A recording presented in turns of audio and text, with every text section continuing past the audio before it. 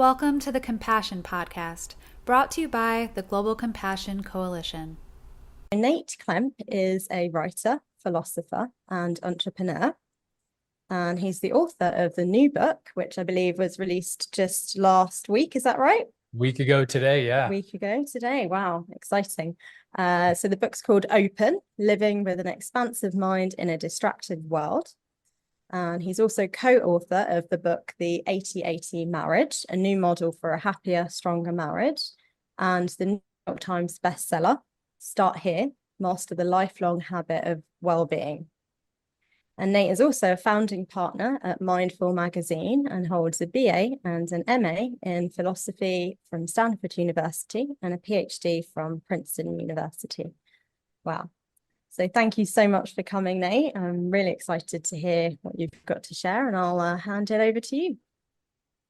Well, it's really good to be here. Thank you, everyone, for joining. I know we all have lots of things in our lives that fill up our days, so it's great to be here.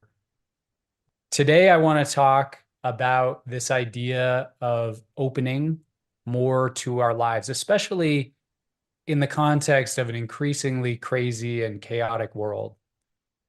And what I want to do is give you a reflection. I want to give you an experience of open mind meditation practice, which may be slightly different from some of the meditations you've experienced before.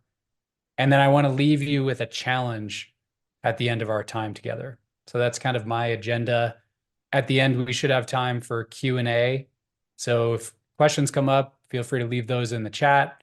And Rachel, I think we'll be gathering those, and we'll talk about those toward the end. So as Rachel mentioned, the new project I've been working on, obsessing over, I guess you might say, is this idea of what does it mean to open more to life?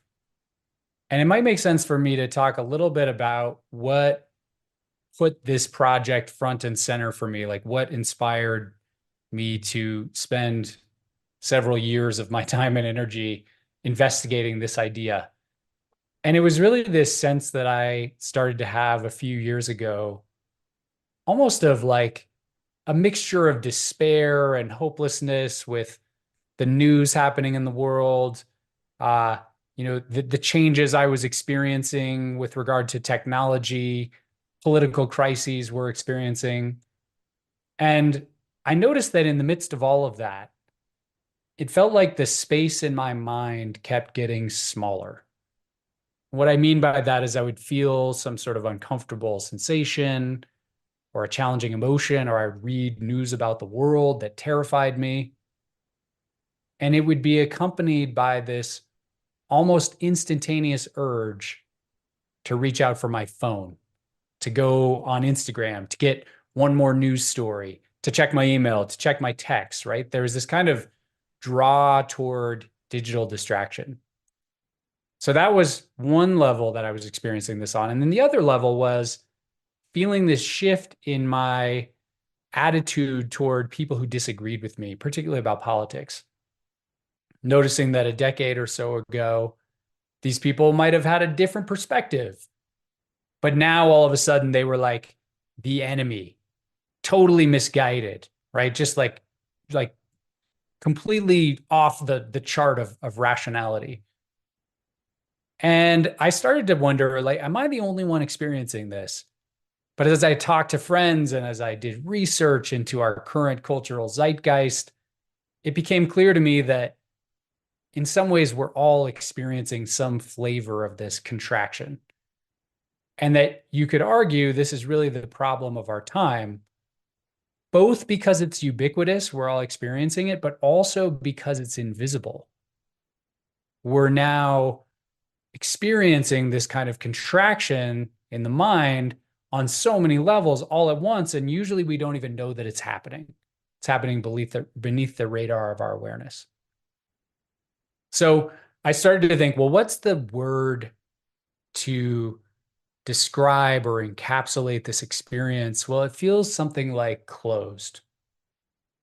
And what's the word we could use to describe the opposite of this experience? Those moments where it's like we're seeing life from a bigger perspective. The mind itself is more expansive.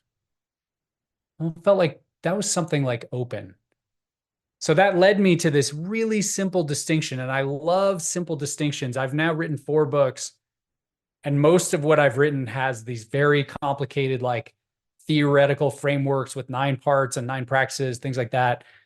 And in this case, I was like just in love with the fact that there was such a simple distinction. But this is basically what I started to see, is that we move through life and we find ourselves in one of these 2 mind states. We have these moments where we're irritated, we're stressed, and it's like the mind starts to close down. And I think we've all had this experience where, you're so anxious, you're so flooded, you're so overwhelmed, dysregulated, that it's almost like you're looking at your life through this long and narrow tunnel.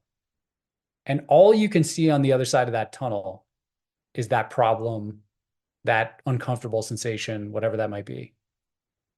So we've all had that experience, but we've also all had the experience of those moments where all of a sudden it's like we're seeing a more expansive view of our life and the world. And importantly, it's not that the problem goes away necessarily, or the challenge or the uncomfortable sensation. It's just that there's more space around it.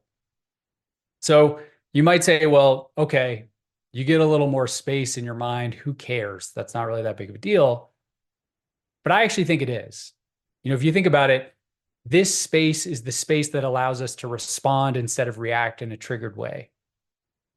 This space is the gap between stimulus and response that allows us to build new and better habits.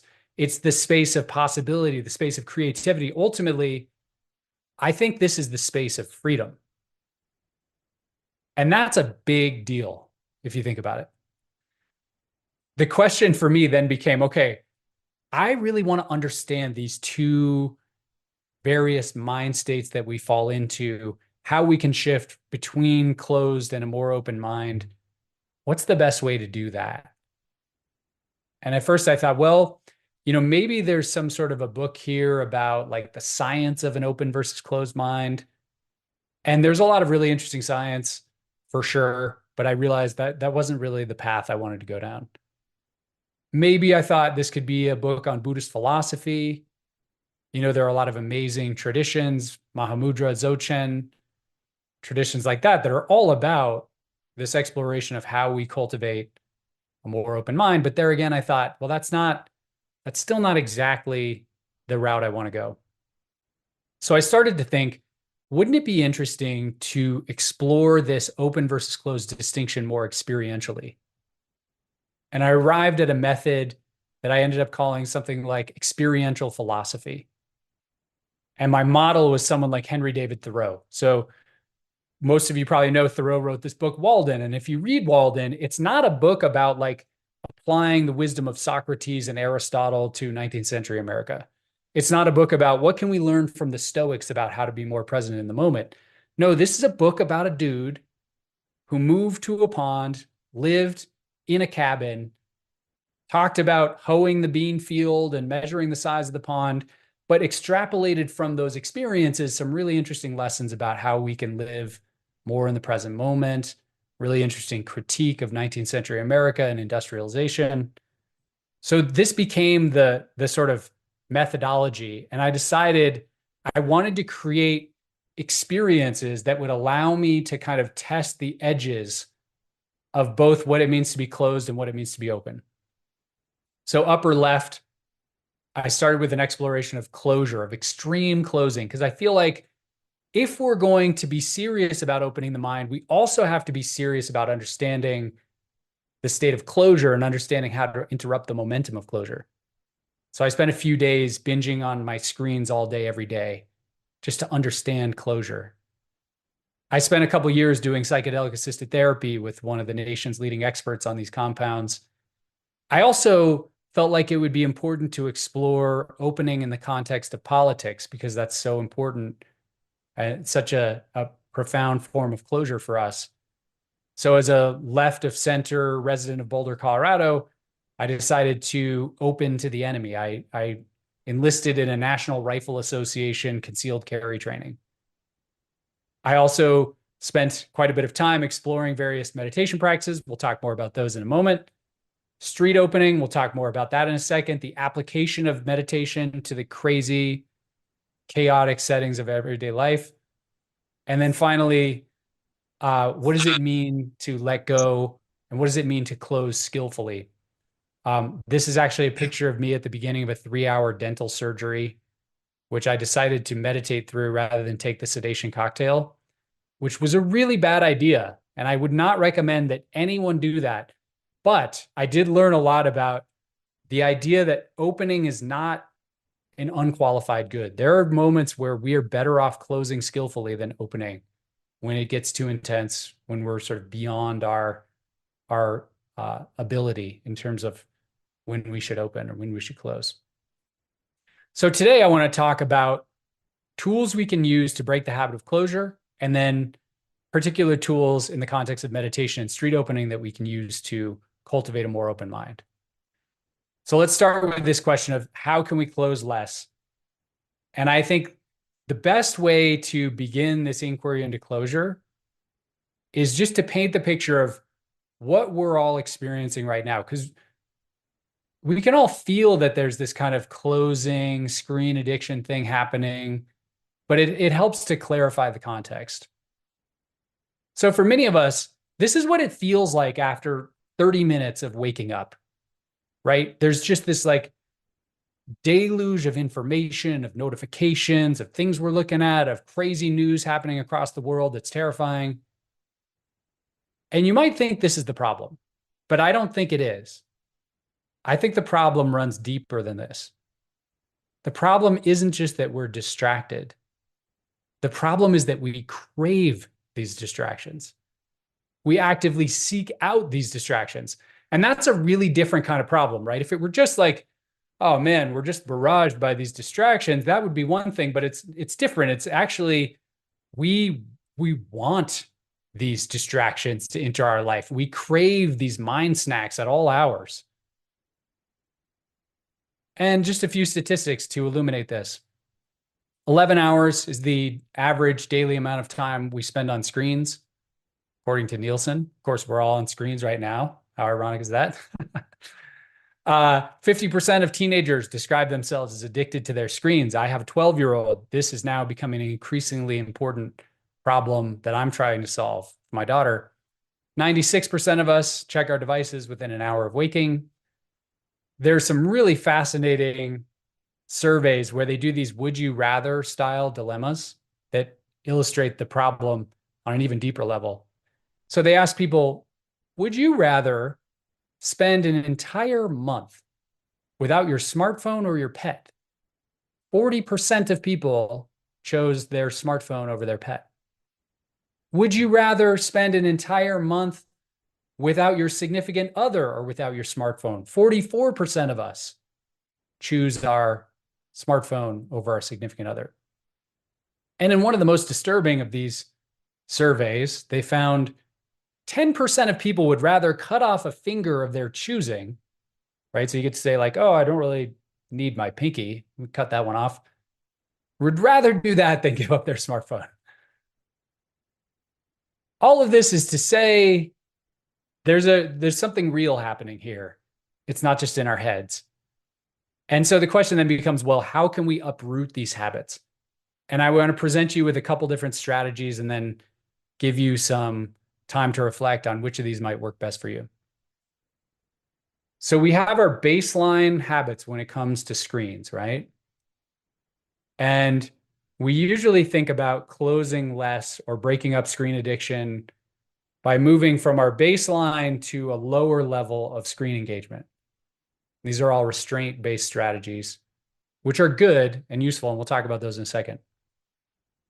There is, though, another way to explore this, which is going from our baseline to indulging even more, consciously indulging more. And the idea for this comes from the tantric tradition of Buddhism, where they have this whole idea of feast practice. The idea being that with some of these really strong cravings to things like sex, alcohol, and food, we can actually overindulge consciously in such a way that we begin to burn out the roots of these desires that are fueling the craving. So I decided to test this through a practice that I call screen binging, where instead of trying to restrain myself, I gave myself total free rein to just gorge on a buffet of digital dopamine hits. And I did this for about 3 days, all day, every day. And I'm not saying anyone should do this necessarily, but I will say this. What I learned from it is, one, there is absolutely a connection between screen time and sleep. Every night during this experiment, I was up at about 2:40 a.m., could not go back to sleep. But two, I learned that the thing that's driving us back to this world of screenland is really novelty. It's this experience of something new. You open up your phone and you think about what's driving me there. Well, there's a new text, there's a new email, there's a new feed on Instagram, there's a new feed on my favorite news app. By overindulging, I found that I started to reach a point where I had seen everything there was to see, and thus I was no longer experiencing novelty. And as a result, I had kind of annihilated my smartphone's superpower by just like overindulging. So this might be something you consider for a day or for a few hours as a way to just, again, disrupt the baseline level of habits and give yourself perspective on the ways you might be closing.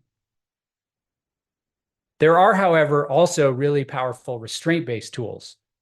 And the idea here is this idea of environmental design. It's also sometimes called behavioral architecture. The basic insight is that one of the ways we can disrupt these patterns of closure is by putting friction between us and the craving.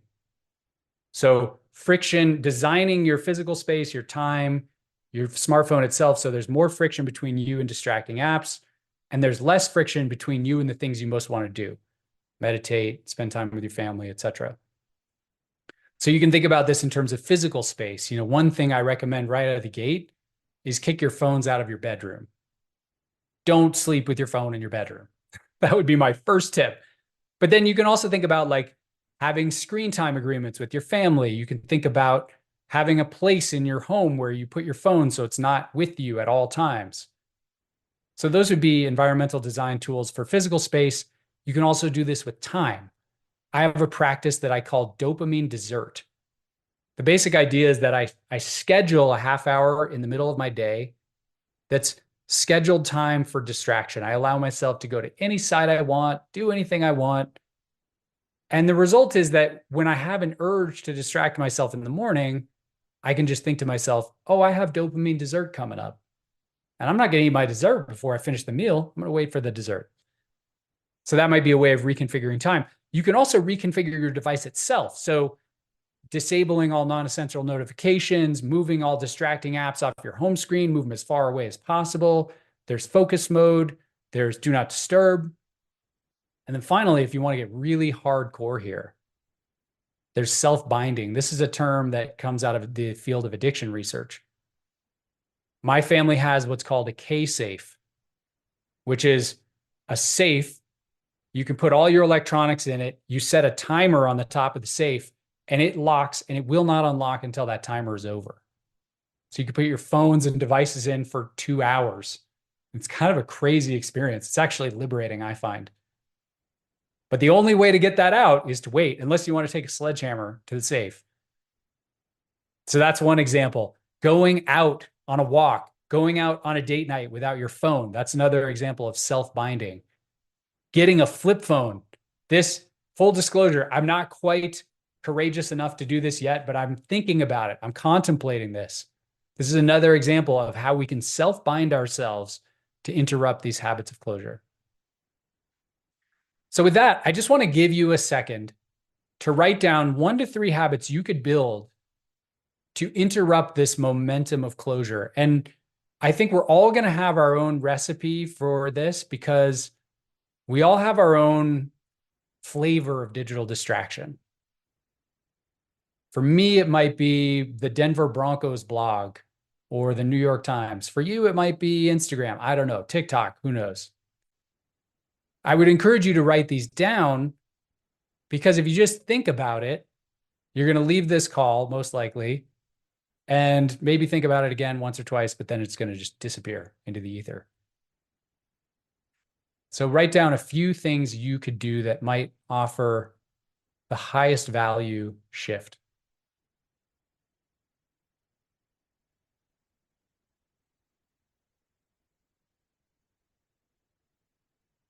All right, hopefully you got a couple of those, one or two. By the way, I'm getting ready for my dopamine dessert in about an hour. I'm like excited for it. It's coming.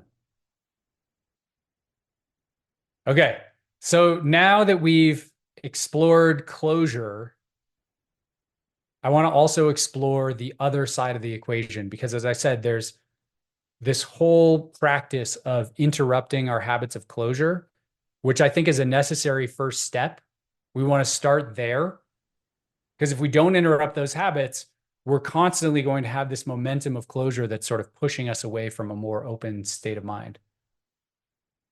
But there's also this question of how can we open more? And that's where I outlined a number of the different experiences that I explored in my new book.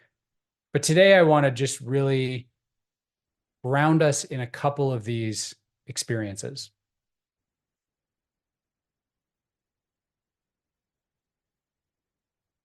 And because this is the Global Compassion Coalition and you all are interested in meditation, or maybe, I don't know, making that assumption, I thought we would talk about how we can use our meditation practice itself as a kind of strengthening and conditioning program for cultivating a more open mind. So I have this, I know this looks complicated. I promise I'll try to simplify this. But I wanted to present you with the way, this is actually the way I meditate every single day. And it's almost like a fusion of a couple different styles of meditation. So before I get into the model itself, I want to just like take a step back and talk about the three primary forms of meditation practice, which most of you will probably be familiar with, but I want to start there so that we can then talk about how this particular style of practice integrates a couple of those. So generally, we think of meditation practice as dividing into three primary buckets. And of course, there are thousands of different ways to meditate, but if we had to sort them in a few buckets, one of them would be focused attention practice. Focused attention practices are practices where we are training the mind to focus its attention on a single point of concentration. That point of concentration might be the sensations of breath. That point of concentration might be a mantra, as in transcendental meditation. But the idea is that there's actually this great analogy Amishi Jha, who's a professor at the University of Miami, has, where she talks about focused attention practice almost as like a flashlight style of attention. You think about a flashlight, it's got a really narrow beam that's shining on this one thing. So that's practice category one. Practice category two, compassion practice. Think metta, loving kindness practice, Tonglen. These are all practices where we are intentionally cultivating a particular state of mind that has to do with loving kindness, compassion. Third, we have open awareness practices, which are also called open monitoring, choiceless awareness, lots of different names. But the basic idea is that here, instead of that flashlight style of attention that Amishi Jha was talking about, we are cultivating something more like a floodlight style of attention. So I think of it as focus goes from being primary in the case of focused attention practice to being secondary in the case of open awareness practice. We're now prioritizing this more expansive view and relaxation over focus. So I say all of that because this style of meditation that I want to guide us through today is really like a fusion of one and three, of focused attention and open awareness practice. And I think of this as moving across a kind of cone of awareness. So at the very tip of the cone, we're sort of training that really tight flashlight style of attention. So actually starting off with some counting counting 1 on the inhale, 1 on the exhale. When I do this practice, I usually try to count to 10, and I find it's a really great litmus test of my attention. That there are days when everything's so crazy and chaotic in my mind, I can't even count to 10 breaths. And then I take that as a cue to go back, start at 1 again, see if I can make it to 10. So that's where we start.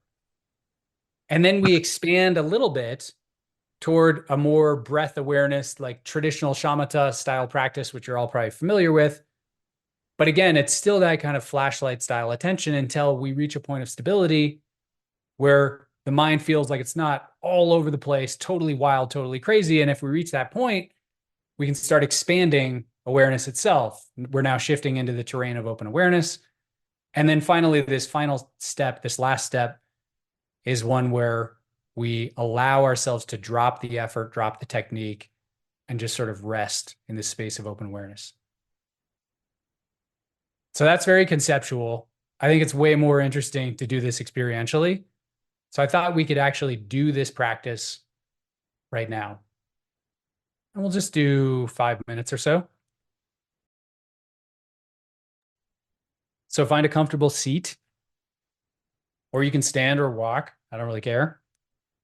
For this particular practice, I would recommend eyes open. Many people have an eyes closed style of practice, and that's awesome. And you can do this with your eyes closed, but for now, let's try this eyes open. And just notice the weight of your body sinking into the chair or the ground. Notice your feet resting on the earth.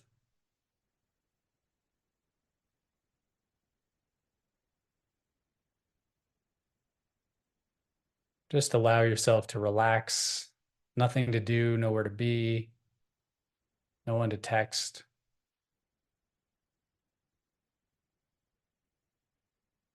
And now let's start by just counting 5 breaths. So count 1 on the inhale, 1 on the exhale. 2 on the inhale, 2 on the exhale.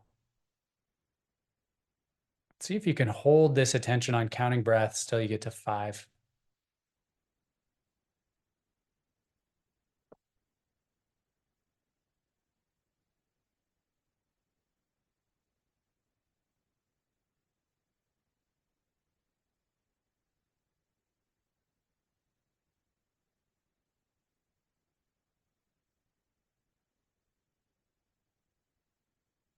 Once you've counted to 5 breaths, we're going to slightly expand that field of awareness from counting to following the sensation of breathing. And I would recommend doing this at a particular point in your body. Might recommend the tip of your nose, following the sensations at the tip of your nose with each inhale and exhale. Some people prefer the chest, or following the expansion and contraction of the belly with each breath.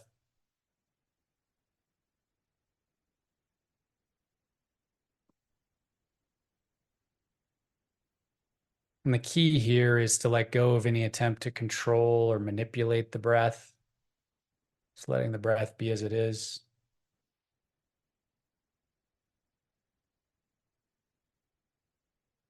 Becoming an investigator of the breath, of the subtle sensations that accompany each breath.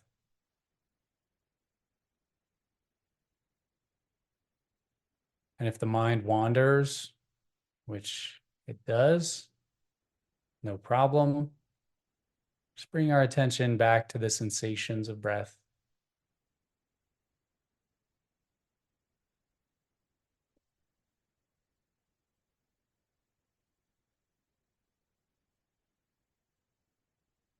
And now let's see if we can expand that space of awareness a little bit further. So imagine expanding your attention or your awareness from the sensation of breath at your nose to now include your cheeks, your ears, forehead, whole head, neck, chest, belly, arms, hips, thighs, lower leg, feet.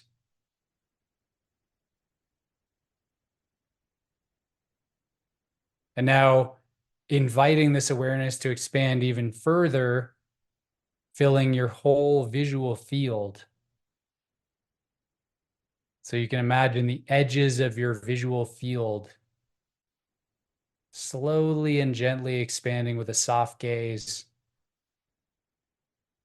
seeing this moment wherever you happen to be in panoramic awareness.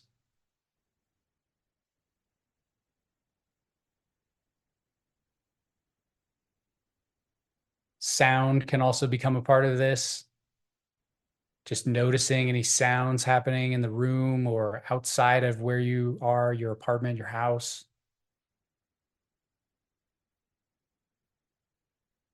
It's almost like awareness itself is filling the entire space around you.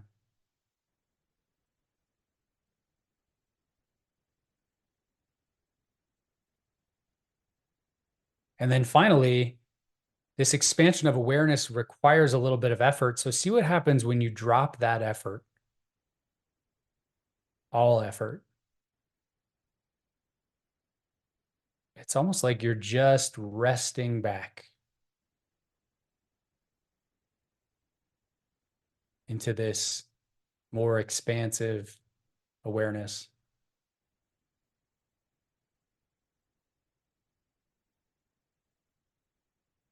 No effort, no technique, just allowing yourself to relax into things as they are.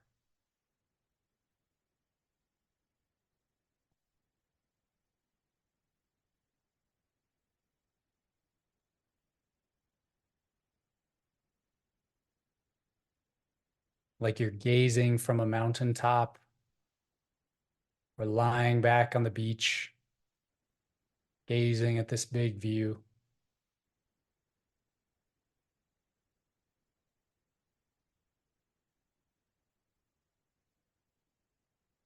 Let's just take a few more breaths here.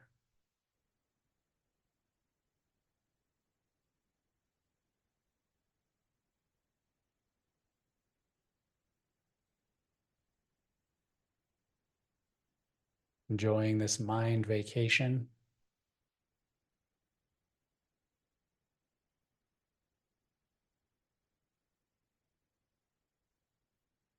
And then slowly begin to bring your attention back, although paradoxically, we're already here, but bring your attention back.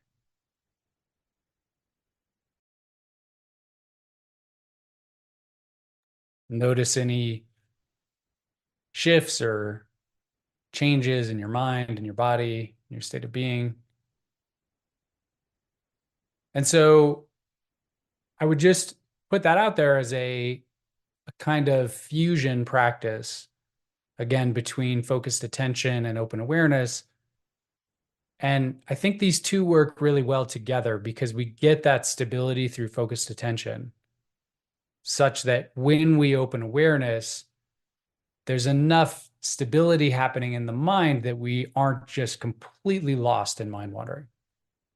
I find if I drop right into open awareness, sometimes it works, but sometimes my mind just is like too scattered and all over the place. So a practice you could consider playing around with, there's much more about this practice in the new book. But I also want to just talk briefly about one of my favorite ways to apply this practice to our ordinary life.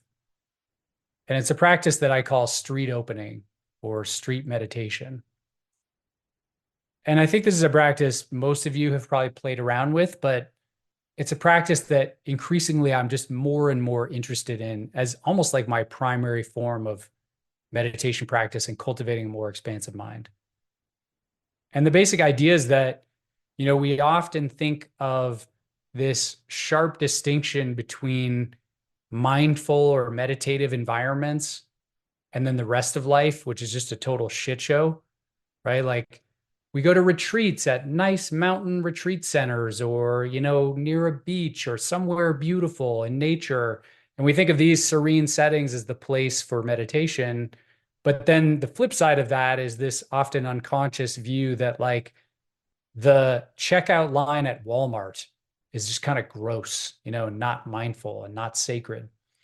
And I think there's a real interesting practice where we play around with collapsing that distinction and bringing our meditation practice into our local Walmart, into our local Costco, into the TSA security line, into the airplane, wherever, those environments we're in our modern lives, where we often feel like, there's kind of boredom or monotony or anxiety or irritation.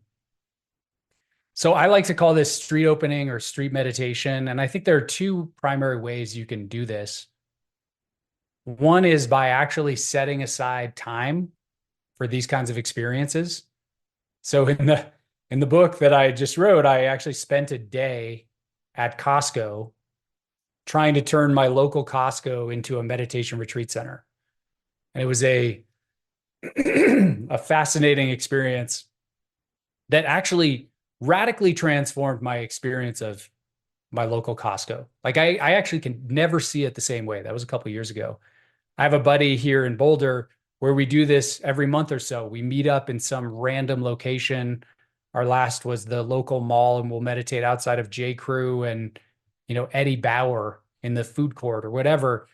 And it's very confronting and intense, and it's got a whole different feel to it than meditating in a really quiet, undistracted place. So that's one way to explore it. But I realize that requires setting aside time, which might not be a possibility for all of us.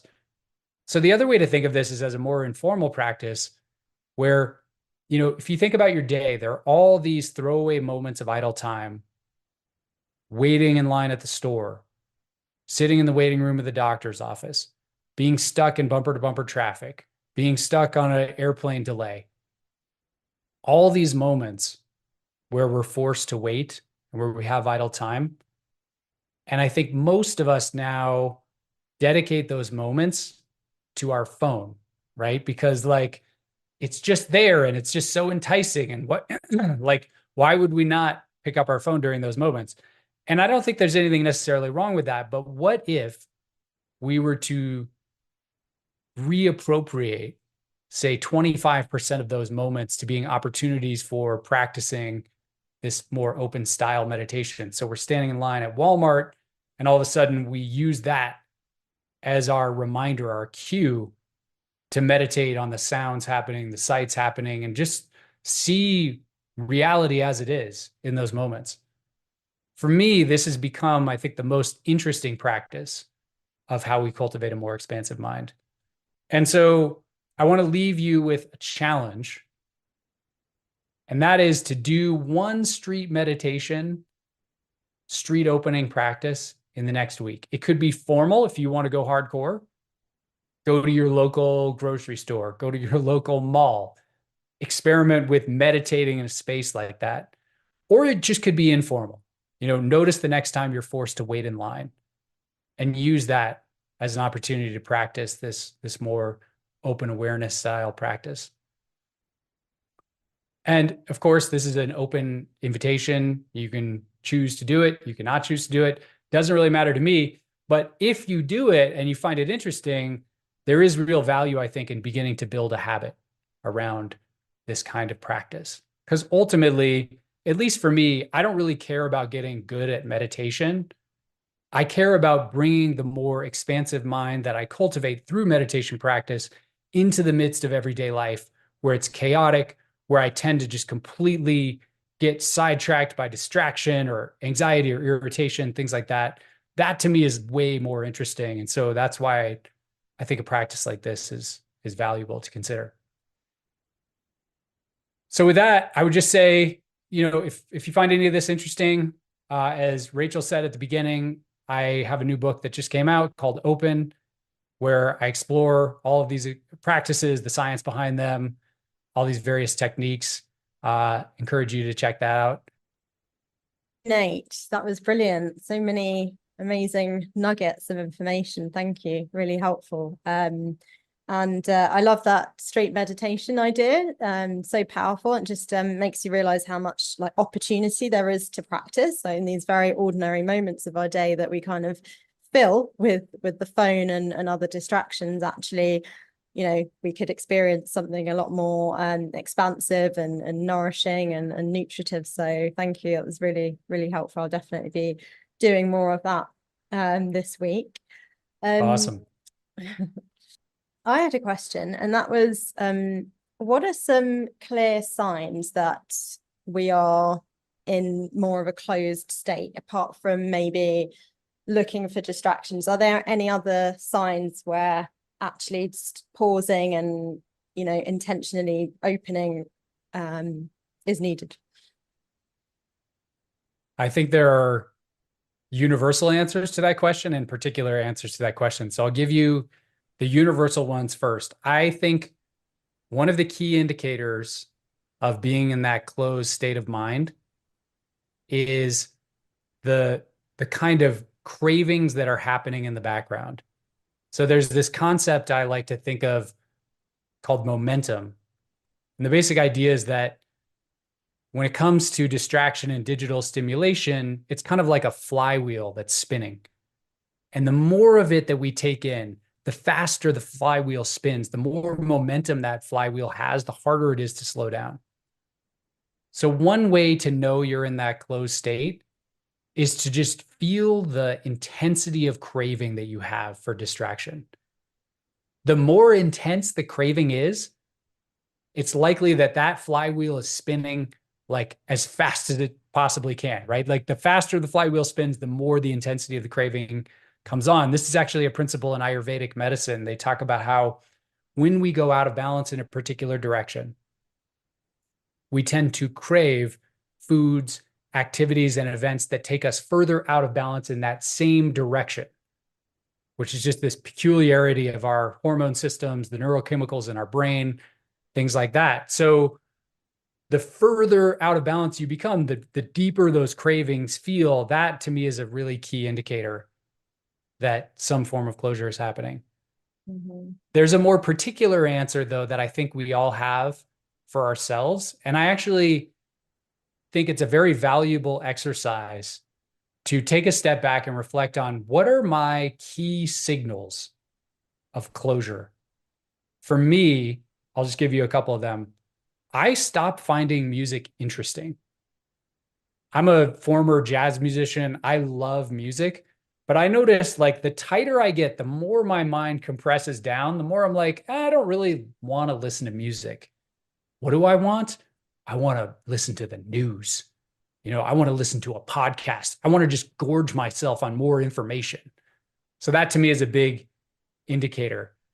I also noticed there are certain, like I have tinnitus ringing in my ear, and I noticed that the tinnitus gets more intense. It's not necessarily that the volume changes, but there's more of an intensity happening there. The nervous system, I think, is a really good indicator for me and for many people that there's some form of closure happening.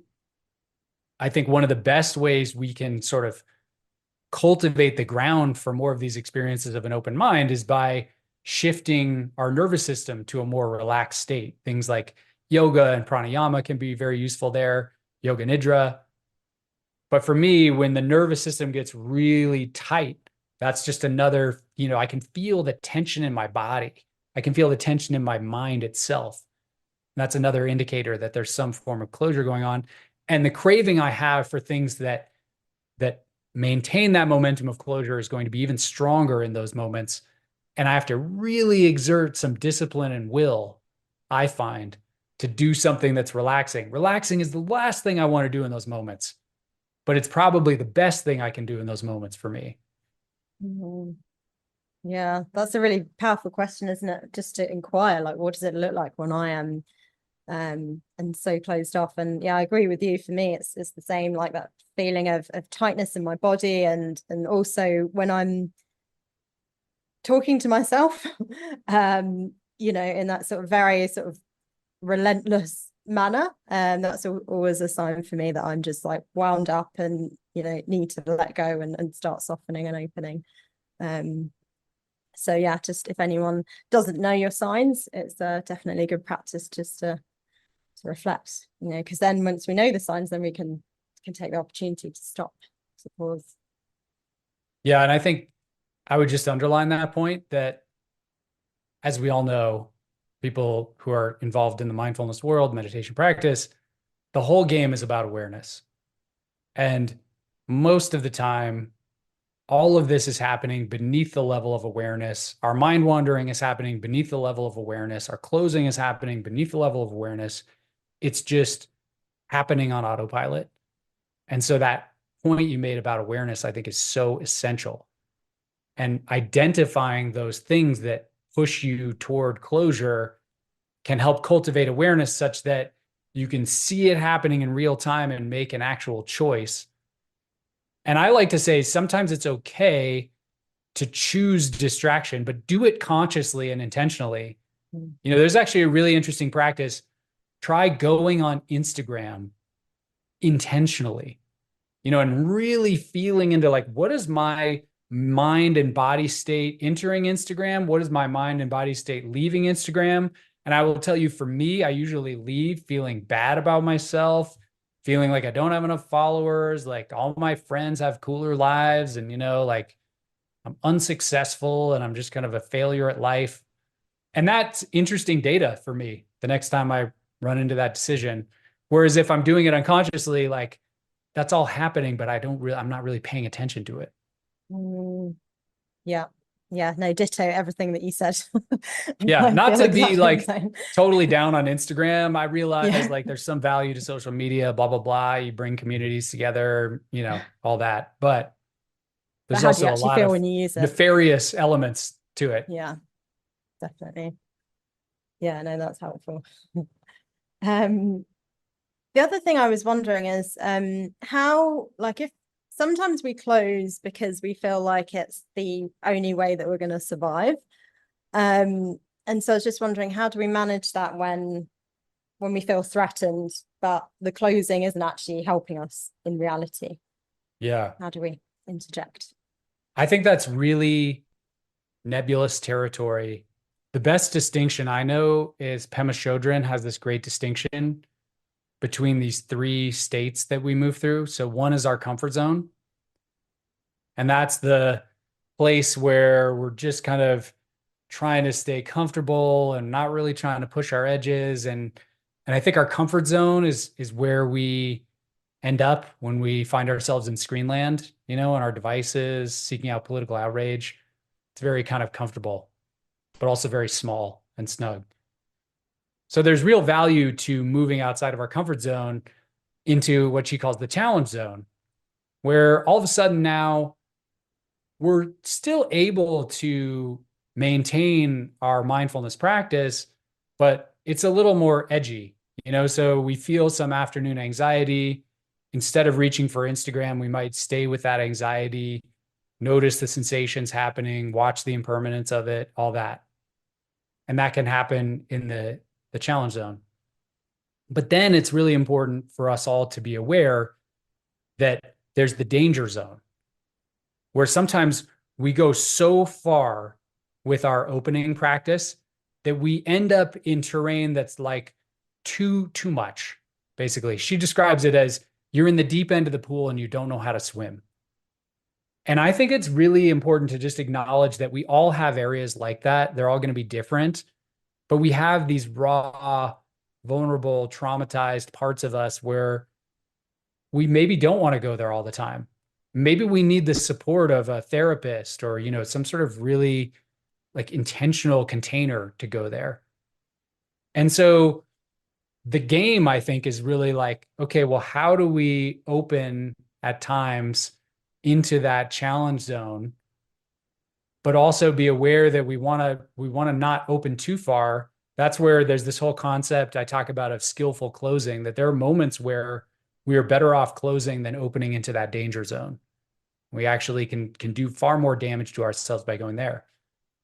So I think that's all where those lines lie are going to be, it's going to be totally different for each person. You know, what's totally traumatizing for one person might be a slight challenge for another person.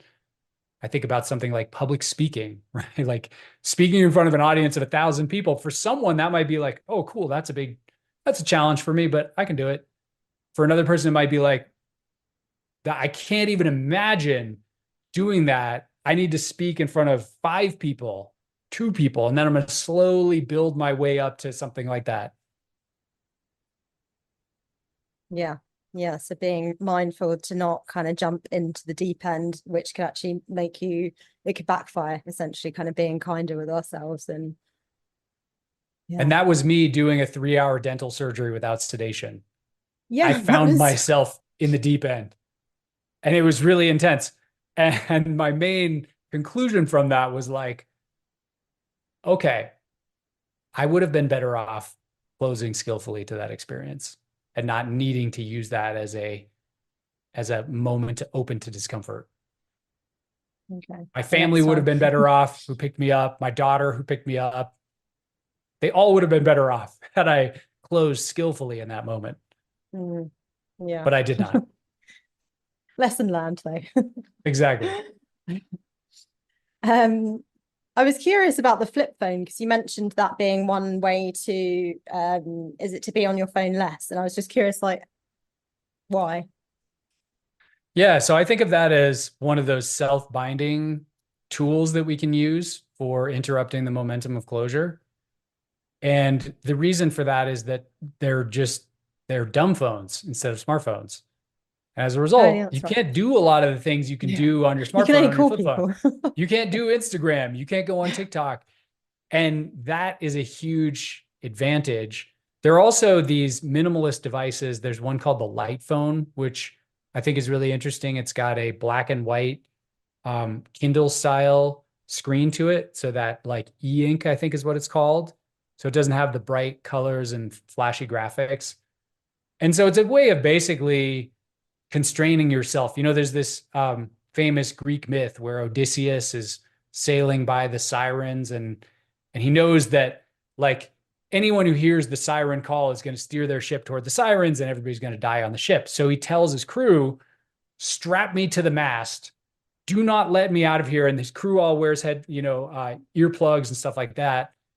And it's kind of this idea of like knowing there's going to be intense desire. He decided to constrain himself in advance. And that's, I think, what we can do through a strategy like flip phones, leaving our phone at home. We know the desire is going to be there. So we can basically constrain ourselves, bind ourselves before we even get to the situation where we have the decision between, do I go on Instagram or do I just sit here in the doctor's office waiting room? Yeah. Yeah, no, it's good, definitely helpful to consider all these ways in which we can exert choice and control over things that are very automatic otherwise. It may be a big question, but how can I bring mindfulness, compassion practices to underserved communities? Something's covering that word. What would be a small practice to support the open, so awareness without being too much or not interesting? Yeah.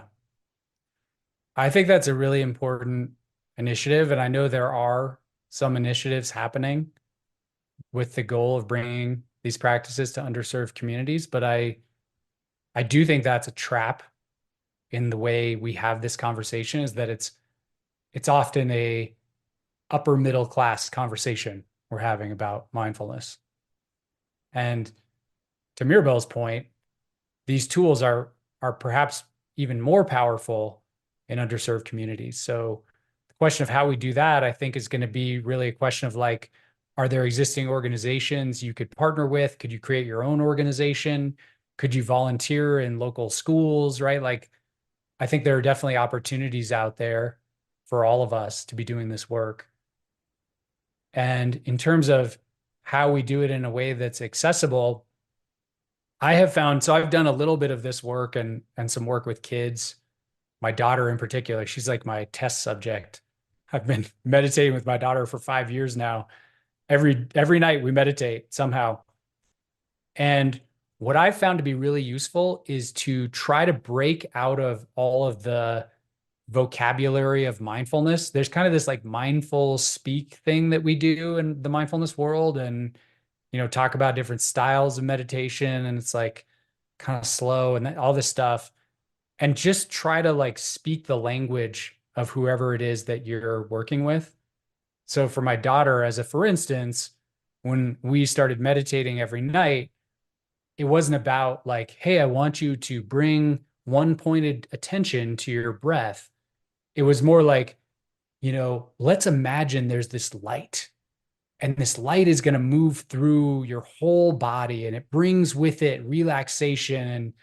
And let's pick a location that you love where we can have this light like emanate from that location and then move through your body. So it was basically just a way of anchoring a practice of meditation in something that she could relate to. And I know that an 8-year-old, at least in my experience, can't really relate to a lot of these concepts around meditation, but they can relate to like magical light or like a castle or whatever, right? So I think each community is going to have its own vocabulary, its own way of talking, its own kind of ethos. And the key is like, can you tap into that ethos, understand that vocabulary, and then sort of recast these practices in that alternative vocabulary? Yeah, good answer. Adapting to your audience. So Maribel says that makes sense. I really appreciate it. I'll start looking into organizations. We'll start myself going to those communities and talking language, their language, and relate to them. Lovely. Yeah, I do know Jim Gimian, who is the founder of Mindful, which is the organization I've worked in for quite a while. He has a project called Mindful Societies, I think, which is worth checking out. I think that's the name. So that would be worth checking out. I know there are a lot of really cool mindfulness in school programs. So they're out there. People are doing this work. Thank you, Nate, and thank you everyone for coming. Really appreciate your presence, and Nate, your wisdom. Any final words before we close out, Nate? No, just thanks everyone for coming. Great questions. It's just it's always a delight to be able to talk about these practices. And I think that this is a worthwhile use of our time, seeing if we can have a more open mind in an increasingly closed world. This podcast was brought to you by the Global Compassion Coalition. To access more content like this, as well as resources integrating compassion into your daily routine, make sure to subscribe to this podcast and visit our website at globalcompassioncoalition.org.